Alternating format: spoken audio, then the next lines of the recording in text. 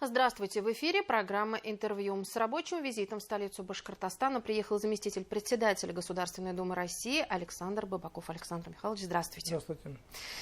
В Уфе уже успели встретиться с главой Башкортостана. Расскажите, какие вопросы обсуждали? Мы на нашей встрече затронули, конечно же, то, что волнует саму республику. И надо отдать должное, что мы видим серьезные успехи. Главным то, что республика очень ответственно и консолидированно относится к теме СВО, развивает все, что связано с не только поддержкой наших воинов на линии боевого соприкосновения, но и забота о семьях. Очень радует то, что с пониманием относятся к перспективам вовлечения в недалеком будущем, я надеюсь, всех тех, кто будет возвращаться домой, и интеграция их не только с точки зрения морали, но и экономического аспекта, сохранения и их вовлеченности в те экономические процессы, которые сегодня развиваются в республике. Мы поговорили, конечно же, и о вопросах, которые являются непростыми для нашей экономической ситуации, и видим, что руководство находит механизмы преодоления этих проблем. Мы понимаем, что сегодня вопросы гуманитарные также стоят на первом плане, и о них нельзя забывать никогда. И вот мы как раз обсудили возможность сотрудничества и в области спорта. Мы понимаем, что сделано уже немало, но всегда есть то, что еще можно привнести в республику, и я надеюсь, мы общими усилиями сможем это сделать. Если говорить уже непосредственно о весенней сессии в Госдуме, каковы ее итоги, какие ключевые законопроекты вы бы отметили? Знаете, есть такой термин законы прямого влияния на вообще на жизнь нашей страны, прямого действия, законы прямого действия. Это законы, которые предполагают, что не требуется еще подзаконных актов, которые часто и по времени, и по процедуре откладывают полноценное уже применение закона, принимаемого в Государственной Думе. Так вот, сегодня из всего количества законов, принятых в весеннюю сессию, более 70% это законы прямого действия. На самом деле это очень положительно будет сказываться и на тех темах, которые затрагиваются, но и на тех субъектах, которых касается применительной практики этих законов. Речь идет о тех законах, которые сегодня, наверное, стоят, опять же, во главе угла. Это законы поддержки наших не только воинов, но и их семей, всех занятых в специальной военной операции. Это поддержка и создание благоприятных условий для насыщения всех, кто занят в своей специальной военной операции, необходимыми ресурсами. Речь идет и о производственной проблематике, и о научно-технических разработках, и о стимулировании вовлеченности таких уже теперь, наверное, самых актуальных специальностей, как управление беспилотниками и вообще все, что с этим связано. То есть тема СВО, она является приоритетной. Наряду, конечно же, с темами, которые поднимал наш президент, рассказывая достаточно подробно о национальных проектах, которые призваны обеспечить другое качество нашей жизни. По-другому не скажешь, потому что они касаются очень широкого круга тем. Это и образование, это и семья, и все, что с этим связано. Это темы демографии, это же вопросы экономического развития. То есть мы понимаем, что национальные проекты – это те ключевые направления, которых нуждается сегодня наша страна в первую очередь, потому что они охватывают именно совершенно иное, они подводят нас к иному взгляду на целеполагание, которое формируется, исходя из возможностей нашего экономического потенциала, научного, интеллектуального. Мы должны с вами понимать, что во главе угла теперь должны стоять темы, которые уходят за пределы просто доходности. Мы должны понимать, что все экономические процессы должны быть сориентированы на достижение результата, вследствие которого социальная проблематика выходит на первый план. Это и образование, это и наука, это, в конце концов, это качественная среда обитания, включающая много, не только квартиру или дом, а все, что вокруг этого дома, и все, что позволяет человеку смотреть в будущее с уверенностью в завтрашнем дне. И как следствие он уже себя чувствует более интегрированным в те процессы, которые происходят. Ну и третий, наверное, блок вопросов – это вопросы миграции, которые стали очень актуальны в связи с тем, что все общество обратило внимание на эту проблему, а мы, как законодатели, сконцентрировали свои усилия на том, чтобы достаточно серьезно проанализировать и принять необходимые меры по предотвращению нелегальной миграции и приведения самой миграции, трудовой миграции, в которой нуждаются практически все страны мира, в нормальное русло, где четко и понятно определены правила поведения и участия тех трудовых мигрантов по направлениям, которые приезжают или будут приезжать в нашу страну. И мы исходим из принципа того, что они должны не просто уважать нашу культуру, наш язык, наши обычаи, но и быть востребованы в силу своей профессиональной компетенции и приносить пользу нашему государству. То есть мы должны понимать, что приоритетом все равно являются наши национальные интересы. Исходя из этого, мы приняли достаточно большое количество законов, которые, повторюсь, ставят серьезные препятствия на пути нелегальной миграции и создают понятные и комфортные отношения с трудовыми мигрантами, которые прибывают в нашу страну. Александр Михайлович, если мы поговорим уже о ключевой ставке, об одном из таких понятий, в котором именно вы очень часто говорите о том, что этот размер ее сегодня слишком высокий, и фактически ее оплачивает население. Вот расскажите нашим телезрителям, как это происходит, вот как быть и как, может быть, есть пути решения? Приведу простой пример, наверное, понятный телезрителям. Если мы с вами посмотрим на то, что любой бизнес во всем мире, ну и в том числе и в России, он обычно его доходность находится в пределах 10, 12, 15% годовых. Это нормальная практика для любого вида бизнеса. И мы прекрасно понимаем, что люди, которые используют заемные средства, они готовы платить определенную часть, потому что они занимают у кого-то деньги, в данном случае или у коммерческих банков, или у государства. Но эти заемные средства не должны стоить больше, чем они получают доходов. Но они могут платить 3%, 5%. То есть из своей прибыли они рассчитываются за возможность пользоваться чужими деньгами. Когда же плата превышает их доход, это что означает? Что они вынуждены перекладывать затраты на эту деятельность куда? В себестоимость товара.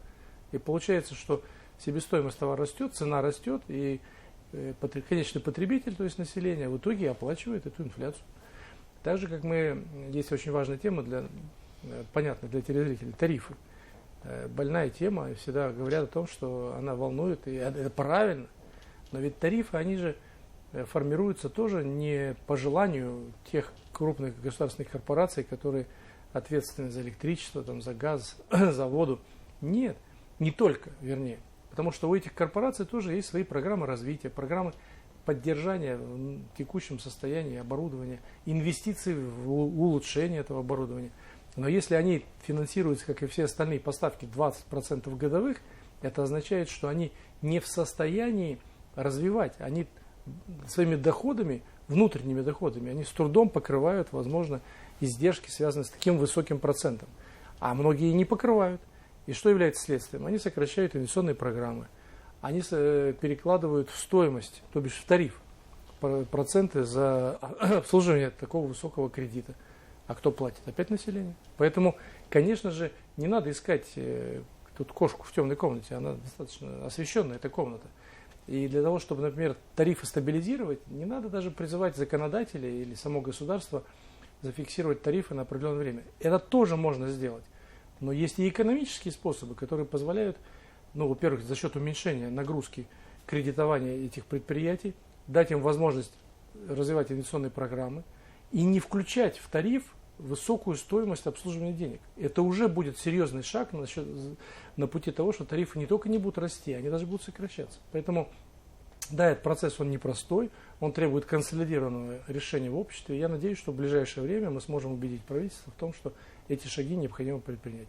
А Центральный банк убедить в том, что вот завтра будет заседание, все с нетерпением ждут сокращения учетной ставки, но так мы слышали, что она будет в районе 18%, но мы же не осьминоги, которые прогнозируют, какой она будет.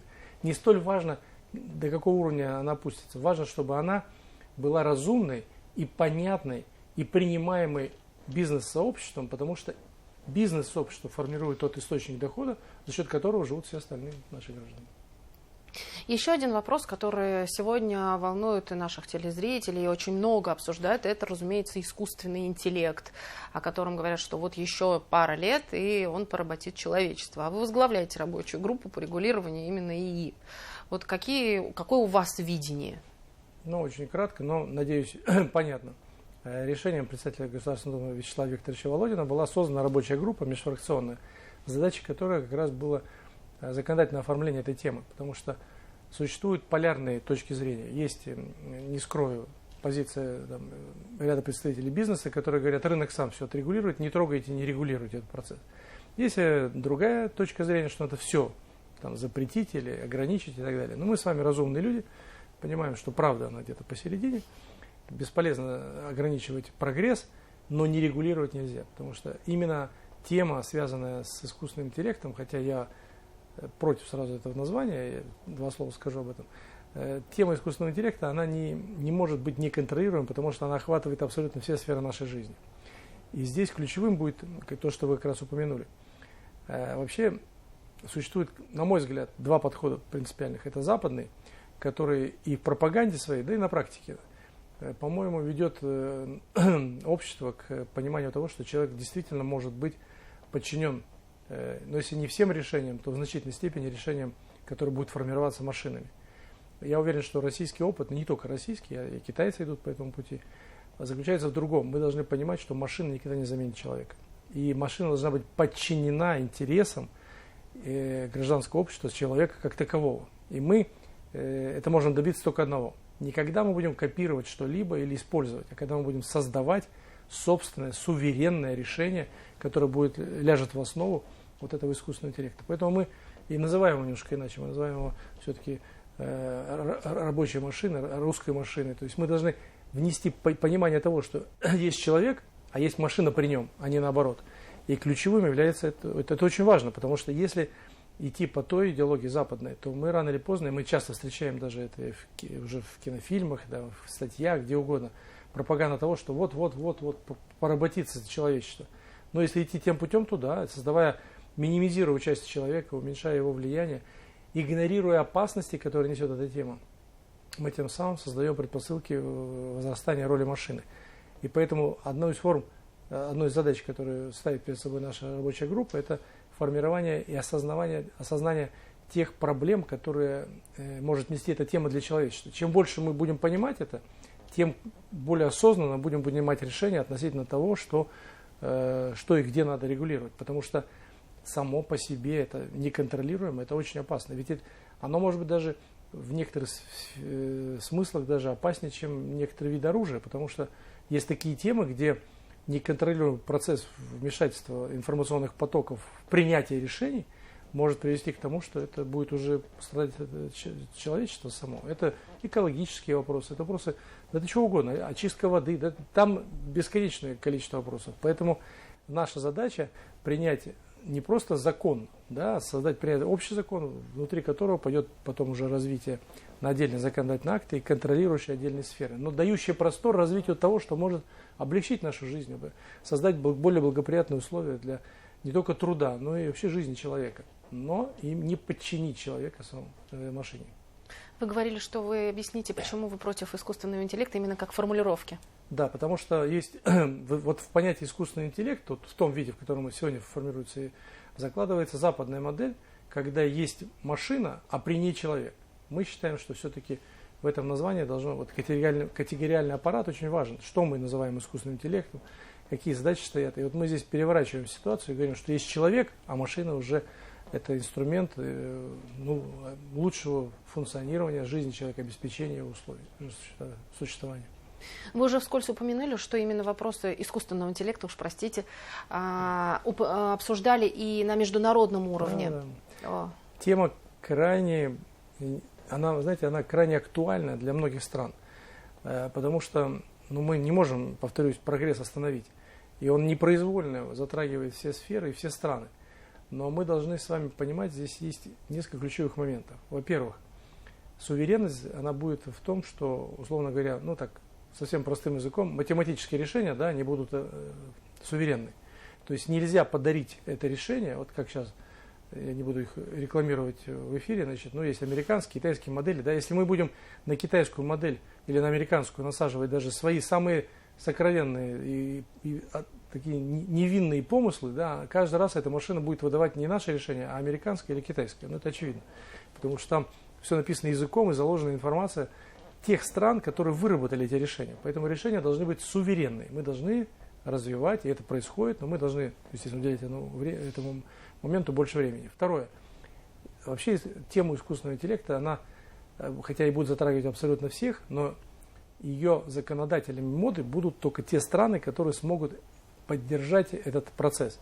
То есть те, которые будут обладать колоссальным потенциалом в энергетической сфере. Потому что энергетика, это уже сейчас, понятно, сегодня искусственный интеллект потребляет электроэнергии больше, чем некоторые виды производства. И мы должны понимать, что только те страны, которые обладают энергетическим потенциалом, смогут создавать возможности для расширения и даже, возможно, развития этой темы, потому что именно они за счет производства собственной электроэнергии будут обеспечивать и колоссальный набор, поиск, да, и расчеты в информационном потоке. Здесь мы сможем апеллировать к ним только в силу того, что они обладают огромным потенциалом обработки информации, ну и хранения как таковой. Вот, поэтому Россия одна из первых. И когда мы говорим со многими странами, они все понимают тему суверенитета, понимают проблемы обеспечения, но это уже вторично в данном случае. Главное, чтобы хотя бы какие-то решения, которые позволяют внедрять этот интеллект в нашу жизнь, должны быть все равно привязаны к собственным национальным интересам. Мы себе это точно сможем обеспечить. Спасибо огромное. Может быть, отчасти успокоили, потому что искусственный интеллект сегодня действительно всех волнует, всем важно. И спасибо, что вы нам сказали, что искусственный это человек должен быть прежде всего на первом месте. Да, спасибо вам. Спасибо. Это была программа «Интервью». Спасибо, что были с нами.